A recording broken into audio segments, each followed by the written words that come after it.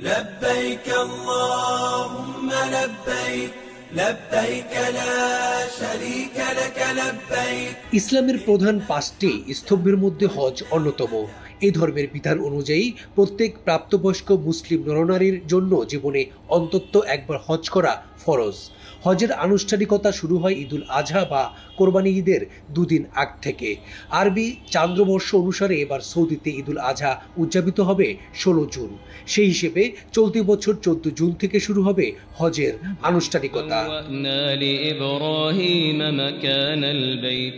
তবে এবার হজের আনুষ্ঠানিকতা শুরুর আগে সামাজিক যোগাযোগ মাধ্যম এক্সে পোস্ট করা এক বার্তায় নতুন এক ঘোষণা দিল সৌদি আরবের হজ ও উমরা মন্ত্রণালয়।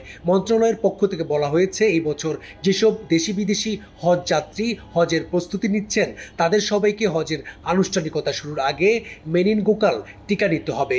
আর কোনো যাত্রী যদি টিকা না নেন এবং তা যদি শনাক্ত হয় তাহলে ওই হজ যাত্রীর হজের অনুমতি বাতিল হতে পারে। জানা যায় মেনিনগোকাল মূলত একটি ব্যাকটেরিয়াজনিত সংক্রমণ রোগ। এই রোগে আক্রান্তরা প্রথমে মাথা এবং মেরুদণ্ডে ব্যথা অনুভব করেন। তারপর এক পর্যায়ে ব্যাকটেরিয়া শরীরের ধমনীর দেয়ালগুলো ক্ষয় করতে থাকে।